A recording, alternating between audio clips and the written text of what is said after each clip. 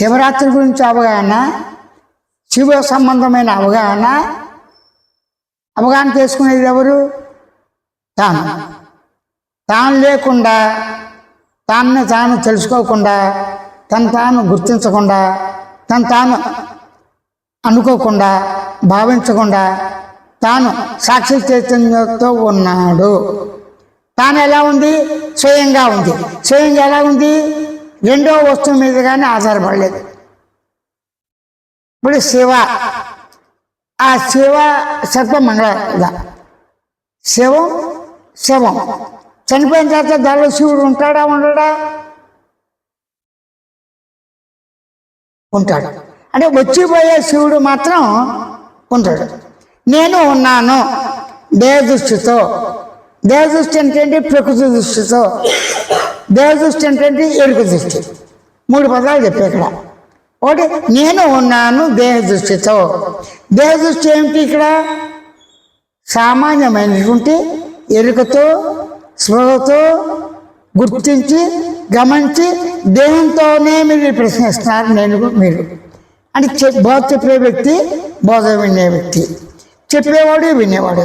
ఉన్నదాన్ని ఉన్నట్లుగా అవగాహన చేయడమే స్వల్పశాన్ని. ఉన్నదాన్ని ఉన్నట్లుగా అవగాహన చేసుకుని గమనించడమే స్వయం అవగాహన. ఉన్నది ఎలా ఉంది? పంచభూతాలు ఉన్నాయి. ఎలాగున్నాయి? వాయు కణాలు, అగ్ని కణాలు, జల కణాలు, పృథివీ కణాలు, ఈ మొత్తం 4 కణాలు కూడి ఆకాశ సహితంగా, ఆకాశం అంటే అవకాశం, అదే శూన్యమని, బయలని, బట్టబయలని, నిరావరణని మొత్తం చెప్తారు. భూతాకాశం అంటే కన్ను తెరిచిన తర్వాత బహిరంగంగా కనబడే ఆకాశం ఎలా ఉంది? ఈ సర్వసృష్టి కింద ఉన్నది. ఈ భూమి, నింగి, నేల.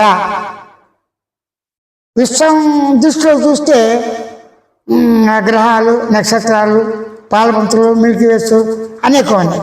ప్రస్తుతం నేను నువ్వు ఎక్కడున్నావు? భూమి మీద. నువ్వు ఎక్కడ పుట్టావు?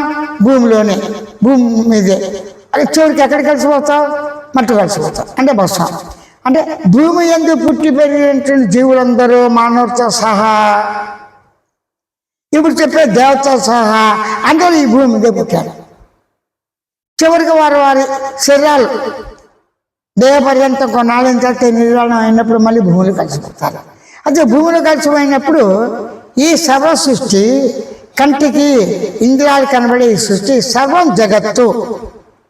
భూతాత్రి, భూదేవి, భూమాత, ఈ జగత్తు, ఈ ప్రపంచం అనేది. అరే నువ్వు ఎక్కడున్నారా? ఈ ప్రపంచంలో ఉన్నావు. ఎక్కడ పుట్టారా? ఈ భూమి మీదే పుట్టా. ఈ భూమి మీదే పుట్టాను, పెరిగాను, భూమిలో కలిసిపోతాను. అయితే భూమి అంటే మీకు అర్థమైంది. భూమి పంచభూతాలనే కదా. ఈ ప్రశ్నించేవాడెవరు? నేనున్నాననే ఒక నారాయణ అనే నీవు ప్రశ్నించావు. స్వామి శివరాత్రి అంటే ఏమిటి? ఈ సందర్భంగా శివ సంబంధంగా అవగాహన చేయమన్నావు. ఇక్కడ శివ అంటే మంగళప్రదం. అంతకన్నా అలాగుండు. శివ శబ్దం కన్నా నేను ఉన్నాననే శబ్దం లేకుండా ఓ నమ శివాయ అంటారా? కుదరదు. నేనున్నాను శబ్దం లేకుండా ఓంకారం పలుకుతాడా? కుదరదు. ఆది శబ్దం ఏంటి? ఉద్భవించింది, తోచింది, ఉదయించింది. ఎట్లాగా? నీవుగానే ఉంటూ నేనున్నాను అన్నావు. నేనున్నా అన్నప్పుడు నువ్వు దేహబుద్ధితోనే, సామాన్యమైన ఎరుకుతోనే, సామాన్యమైన జ్ఞానంతోనే, సామాన్యమైన స్పృహతోనే నేనున్నావు అన్నావు. కొన్నాళ్ళేటప్పటికి నువ్వు పోతావు. పోయేటప్పటికి ఏంటా? శవాన్ని 1 రోజు 2 రోజులు సందర్భం బట్టి శ్మశానం తీసి చక్కగా పెట్టేస్తాను. అప్పుడు శరీరం ఏమైంది? ఈ దేహం నమ్ముకున్న నీవు ఈ దేహం కొన్నాళ్ళకి